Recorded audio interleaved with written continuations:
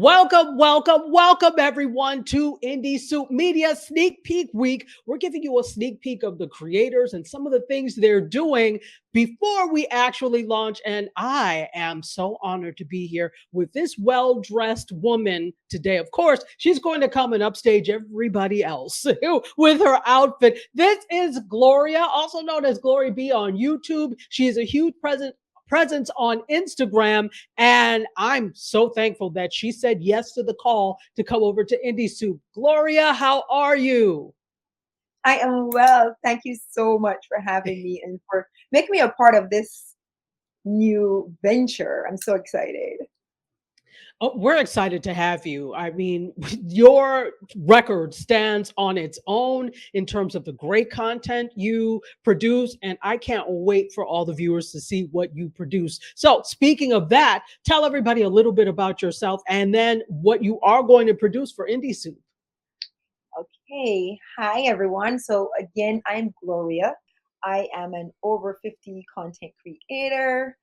I focus a lot of my content and my conversations around being over 40, over 50, being mature, but yet glowing and just living a fabulous life because I think that a lot of people tend to look at being older as being like close to the end, like you slow down, you sit in a rocking chair in a moo and you literally just do little to nothing. But the Gen Z that I know, the Gen Zs I know, myself and others, we don't do that. We still live life vivaciously. We have our challenges, but there are ways to overcome these challenges. So for me, it's all about showing people how we can glow agelessly. And this is how I came up with the name. It spins off of my name, Gloria.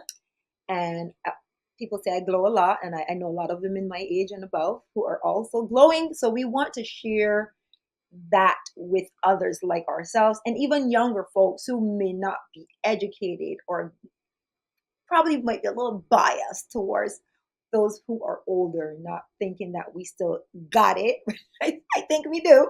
Yeah, so that's how I came up with the name, and I'm so excited to be bringing other lovely ladies like myself to sit and have conversations with so that we can discuss all of the things good and bad because they're pros and they're cons to aging.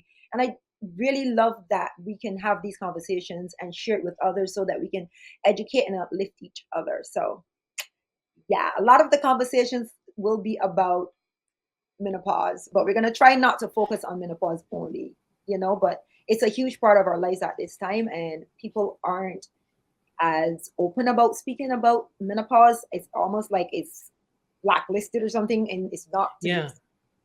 Lips are sealed. People aren't excited to speak about topics like this. They feel ashamed, and they want to not be seen when it comes to that. Like they don't want to be seen as a woman going through menopause. Like it's considered something really, really bad, and it does comes with its with its negative symptoms, but because of medicine, technology, well, let me not say technology, medicine, and I guess people who are able to figure out the things that are happening to us, why they're happening to us, and finding a way for us to remove some of these issues so that we can still live a fairly easy life and not feel like we're going through the worst war ever, because it sometimes feels like our bodies are fighting with us at this time. Yeah. Right, right. And I think that it's interesting that you are taking this on because here's the thing. And I know you meant Gen X, but you said Gen Z, but you look like a Gen Z. So Sorry, it doesn't matter. Gen So X. but so you're going to show people at Gen X and boomers and beyond how to glow with glow. Yeah. What are some of the things that we can expect to see on Glowing Agelessly? So far, I think you're going to mostly see conversations, sit down conversations. And that doesn't mean that that's the only way that this will be like going forward. That doesn't mean that you're only just going to have sit down conversations.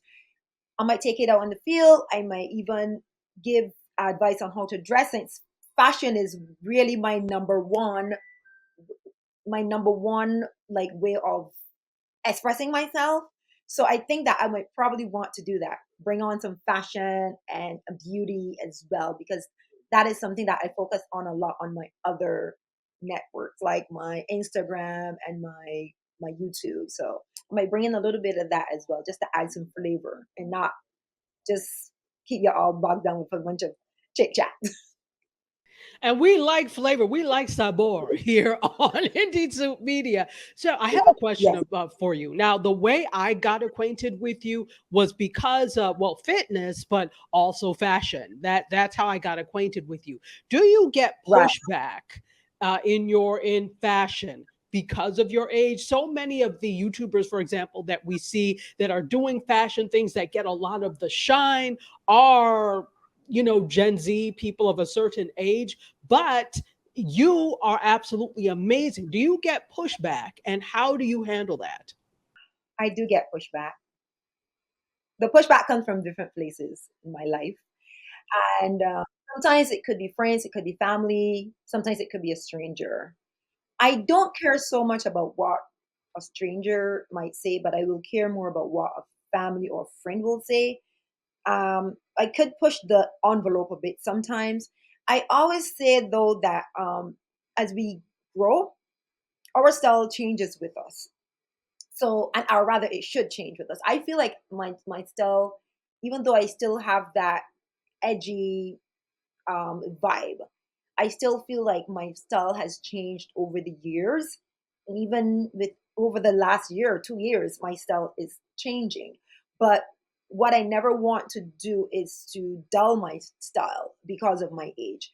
But I do want to dress appropriately, and I want to dress to um, enhance my body. Like if it looks good on you, then I see nothing wrong with wearing it. You know what I'm saying? If it works for you, because some people might not be able to wear something that is maybe mid thigh, but I believe that I have great legs, so why not? But also, um, I don't want people to feel like they should be in a box. I've been saying this a lot. There is no piece of garment in the store that says for 40 and over or 40 and younger or eight. Like I don't see a number or an age in a piece of clothing. So I want people to realize that there should be no restrictions really on what you wear, but how it looks on you. So dress according to how it looks on you. If you feel comfortable, if it makes you feel happy, makes you feel good, go for it. Go for it. It's not about trying to get people's attention as though you love. I love when people get inspired by what I wear, or if they look at me in the Yes. style and they get happy. Fashion evokes such a mood from people. That's why so many people love fashion. It's a part of my blood. I grew up in a house of fashionistas. My mom, my sister, my aunts, uncles, they all were able to create their own garments. And I took that and I started doing it myself. Don't do it as much anymore, but I'm getting back there. I just need a little bit more time in my life, and I will start to create more pieces. And one of the things I've noticed is that anytime I create a piece and I show it, it gets way more attention than the things that I purchase from a store. So I went off Wow. track, but yeah, fashion is yeah, fashion is big. I do get some hits from people that like, what? She don't know that she's a mature woman. Why is she wearing this? I get that sometimes, but again, unless it is unless it is like in a way that looks like I want to say slutty for a lack of a better word. Yeah, that's Ouch. all right. If it It's looks okay. slutty, then I get it. I can see why that would be a problem. But if it's not like harming someone's eyes, like when they look at it, why should it be an Well, issue? Because I am and free. it's not your body. The interesting thing is that so many people have so much to say about other people's clothing, hair, makeup. Is it you? If it's not you, you don't it's not bothering you, leave it. So it's so interesting that people have so much to say about something that is not on their body, on their person. Yeah, it's unfortunate, but I think even with the world, even before social media, people are quick to criticize, often rather than to applaud or to give a good, like, just say something nice. when they want to say, and it's become even more bold because of social media, because most people who I realize have been very vocal in critiquing or talking badly about what a person is wearing on social media are people you don't really see. You don't see them. You look at they either have a private page, or even if their page isn't private, when you do look at that person's page, um, like on YouTube, they don't have a channel. You can't see a face. There's no face that represents them in their like their little circle, their profile. And Instagram, the same thing. You don't see a person. You might see a abstract art or something, and then when you look at the posting, there's not much about that person that you can see. They don't show their life, so they feel it's okay because no one can come back and get and attack them. Yeah, yeah, Yeah, yeah, and it's also really telling that there may be a little bit of envy associated with the fact that you are confident enough to put yourself out there and to deal with people like them that have opinions, and maybe they wish they had a little bit of that gusto that you yeah, have. So yeah. we're don't worry about them. We're happy to have you, and your viewers, I'm sure, on the other channels are happy to have you as well. So let me ask you this: two last questions. If Sure. somebody in this same strain, if somebody is dealing with family members, with if they may be uh, content creators like you, and they are dealing with people who are telling them you really shouldn't wear this because your hair shouldn't be like that, because what are some techniques that you can give them to deal with that type of criticism? Okay, so to be quite honest with you, I believe there is some critique that I'll take because it's how it's delivered. If they come at, if your one says to me, okay, Glow, you know what? I think that what you just wore was just a tad bit revealing, and they show me where they see that it was revealing. I'll listen. I say, you know what? Okay, I can tweak this a little bit. So because I don't want to give off the wrong impression. I want people to see, yes, she's beautiful, she's sexy, she's vibrant, but I don't want to be seen as like uh, a sex symbol.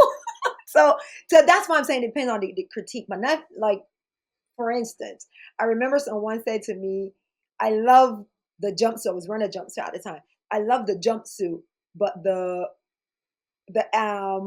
baby hair's gotta go. I was like, okay. I looked at the person, I opened up their page.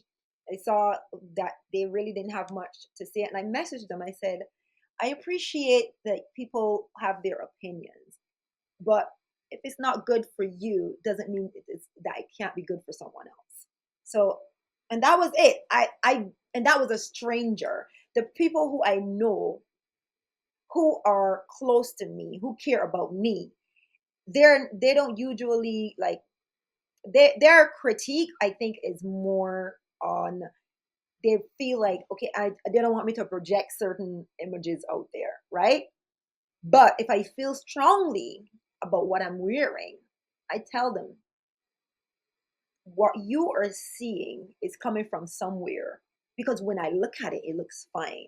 So I don't know where you are coming from, what in your life or what you've experienced that caused you to see this in a negative way and not to see it as beautiful, because I see it as beautiful, and I know that a lot of people also see it as beautiful and not disrespectful or anything of the sort. So I just try to not convince them to agree with how I'm dressing, but to look at it in like, why do you feel this way? What has caused you to look at this at me? And especially when you say a woman of your age, when you say that, I said, because you believe that a woman of this age needs to dress a certain way.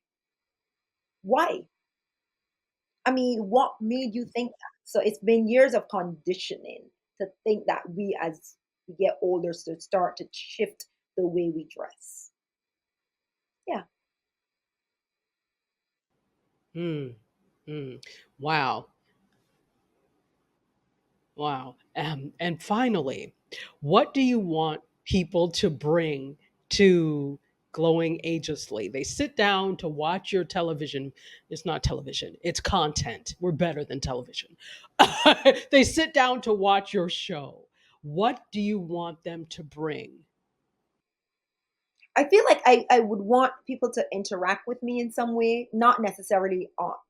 like obviously just by once you watch the show. I would like to get feedback on what people would like to see.